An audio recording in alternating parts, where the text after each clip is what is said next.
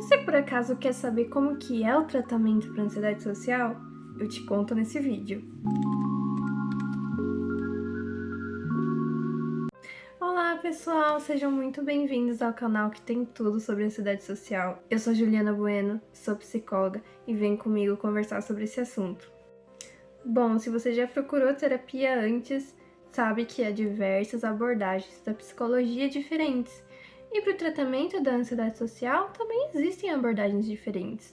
Existem a abordagem terapia da aceitação e compromisso, existe também treinos de habilidades sociais, existe a psicodinâmica, existe também programas de redução de estresse baseado em mindfulness e também existe a TCC, ou terapia cognitivo comportamental, que é a número 1 escolhida para o tratamento da ansiedade social devido às diversas evidências científicas de sua eficácia. Então, ela é uma prática baseada em evidências que tem trazido bons resultados para a maioria das pessoas com ansiedade social.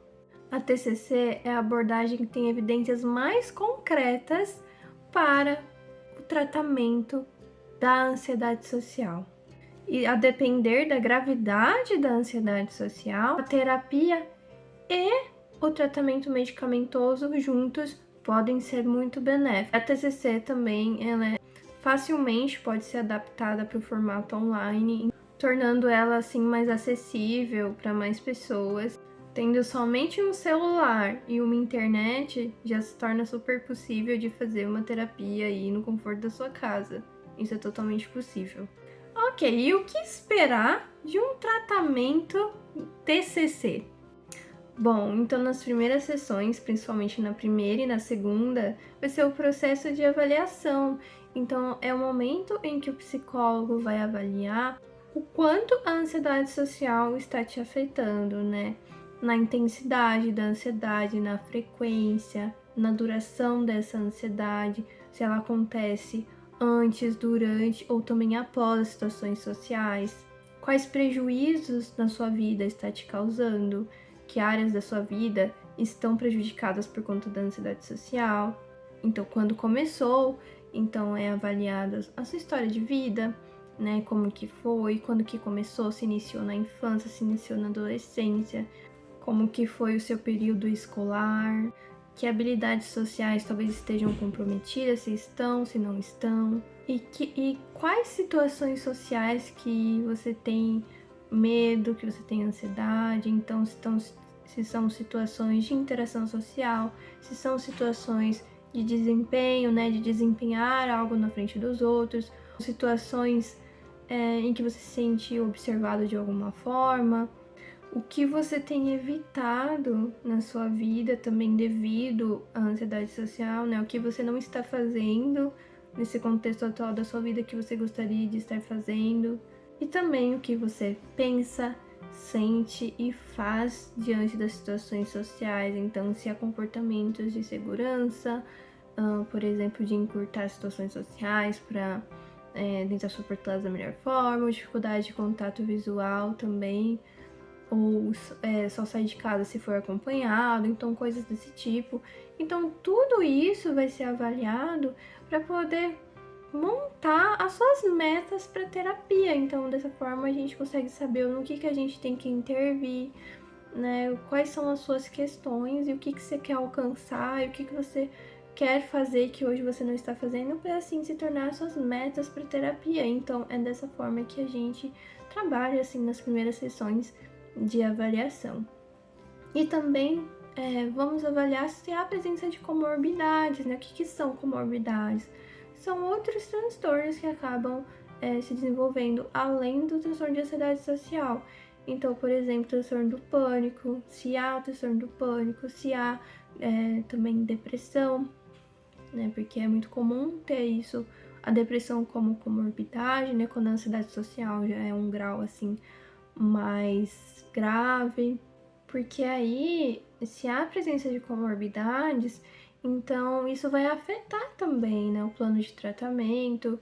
Então, por isso que o plano de tratamento em si, né, a terapia cognitivo-comportamental, ela pode ter alguns protocolos, sim, para determinados tipos de demandas, mas também ela é muito individualizada, então ela vai ser adaptada de acordo com as demandas do paciente, né? Que também podem mudar muito de uma pessoa para outra, mesmo se ela tem os mesmos transtornos, isso muda. Então, por isso que essa abordagem, ela exige muito dessa colaboração entre paciente e terapeuta. Então, ao longo das sessões, é realizado o que a gente chama de psicoeducação, que é psicoeducar o paciente sobre o transtorno, para ele entender por que ele sente, pensa e se comporta de determinada forma, que é devido ao transtorno, né? Às vezes a pessoa acha que é uma coisa dela, alguma coisa que tem a ver com o jeito dela, mas na verdade é o transtorno. Então a gente vai fazer esse processo de psicoeducação e também psicoeducação sobre a terapia, né? Como que ela funciona, porque como eu falei, é um trabalho colaborativo, então existem planos de ação que são feitos ao longo da semana após a sessão. Então, através do que a gente conversa nas sessões, a gente combina juntos, né, esses planos de ação, né, que podem variar muito, né, dependendo da demanda. E esse processo de psicoeducação sobre o tratamento é exatamente isso que eu estou fazendo com vocês agora, explicando como que funciona. Geralmente a gente inicia esse processo do tratamento, especificamente para ansiedade social, com a reestruturação cognitiva. Então, é começar a aprender a identificar os pensamentos, o que pensa diante das situações sociais, para a gente poder identificar que pensamentos são esses, avaliar esses pensamentos, né, para a gente conseguir saber se há pensamentos que estão disfuncionais, que são muito rígidos e inflexíveis, que estão te atrapalhando e que fazem com que o seu problema permaneça, né? E dessa forma também a gente fazer o processo de responder esses pensamentos, né? Aqui nas lives aqui do meu canal eu já cheguei a falar um pouco sobre isso, é da gente aprender a desenvolver pensamentos novos que nos ajudam. E aí um pouquinho mais pra frente, né? Em sessões posteriores, a gente já começa a trabalhar, identificar as situações específicas, fazer uma hierarquia de medo e evitação nas situações que te geram ansiedade, que você tem evitado e que você gostaria de deixar de evitar e gostaria de melhorar diante dessas situações. Então a gente faz uma listinha, dá mais fácil para mais difícil, e a gente começa por trabalhar situações que são mais fáceis para você. Por exemplo, você tem a coisa que te gera menos ansiedade, mas é uma coisa que ainda te gera ansiedade e que você evita muito, talvez seja dar bom dia para os vizinhos, por exemplo, né? Então, essa seria a primeira situação, talvez, que você começaria a trabalhar, né? Isso é acordado entre o paciente e o terapeuta, né? O psicólogo, de forma conjunta, né? Como que situações que serão feitas. E aí, escolhida a situação, né? Por exemplo, dar bom dia para os vizinhos, a gente faz todo um trabalho antes, na sessão, né, de identificar os pensamentos, talvez, que você tem, que te impedem de fazer isso, né, pensamentos disfuncionais, que talvez estejam te impedindo. E aí vamos trabalhar esses pensamentos, fazer cartão de enfrentamento, ou talvez uma dramatização na sessão. E depois que o paciente vai partir para a ação, né? E a gente vai definir objetivos também, objetivos alcançáveis para cada situação que a pessoa vai se expor.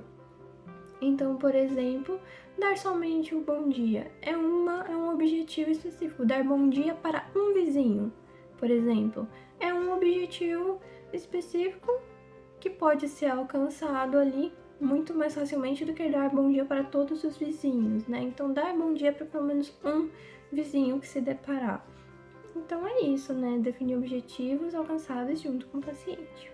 Então, também trabalhar esses pensamentos, né, que são gerados antes das situações sociais acontecerem, os pensamentos que ocorrem durante as situações sociais e pensamentos após as situações sociais também, né, que é muito comum a pessoa com ansiedade social tender a ficar relembrando das situações sociais que passaram e relembrar com um viés só no que deu errado na situação, o que gera muito sofrimento. Então também trabalhamos isso. Então também experimentos comportamentais. Então um exemplo é uma pessoa que tem dificuldade de comer, no shopping, por exemplo, porque ela tem a impressão de que todas as pessoas ficam olhando ela comer, né? Um exemplo. Aí um experimento comportamental seria a pessoa ir comer lá no shopping e observar, tentar prestar atenção se realmente as pessoas estão observando ela, porque nesse sentido ela iria testar se o pensamento disfuncional dela, que geralmente faz com que ela evite comer em público, se esse pensamento ele realmente é condizente com a realidade. Então é nesse sentido. Então também fazer o treinamento de habilidades sociais, né, através da exposição mesmo. Então, o que são habilidades sociais? Tem vídeo aqui no canal falando sobre, né? Tem uma live aqui que eu falo sobre o que são as habilidades sociais, que é, por exemplo, iniciar conversas, manter contato visual, também questões de assertividade, né? Porque a pessoa com ansiedade social tende a ter um estilo de comunicação mais passivo, então trabalhar a comunicação assertiva.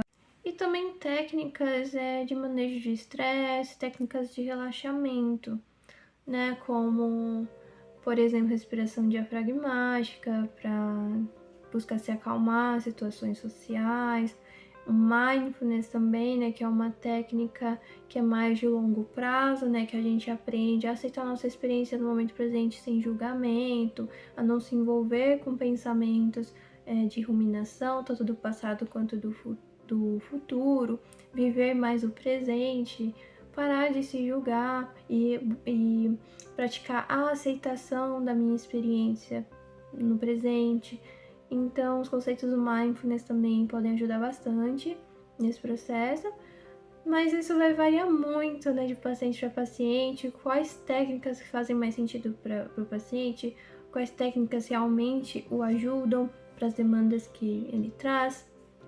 Então, por isso que é um tratamento muito individualizado, embora a gente tenha protocolos, a gente não tem a necessidade nem deve seguir rigidamente um protocolo, mas a gente adapta e faz a utilização das técnicas que tem à nossa disposição para ajudar o paciente e dessa forma ele aprender e se tornar o próprio terapeuta, né? Esse é o objetivo no fim das contas, fazer com que o paciente se torne o próprio terapeuta dele, para assim ter alta da terapia, não depender para sempre da terapia, né? Esse é o objetivo. Bom, gente, resumidamente é isso que é o tratamento para ansiedade social, especificamente da TCC. Então, se você ficou com alguma dúvida ou quer conhecer mais, pode entrar em contato comigo, tá? Também tem um grupo sobre ansiedade social no WhatsApp. E lá você pode entrar também para você mandar suas dúvidas, sugestões também de próximos vídeos. Então o link tá aqui na descrição. Então sinta-se à vontade, você vai ser muito bem-vindo. Se você gostou do conteúdo, já aperta no like aí. Quer receber mais conteúdos como esse, já se inscreve no canal. E até o próximo vídeo, gente. Tchau!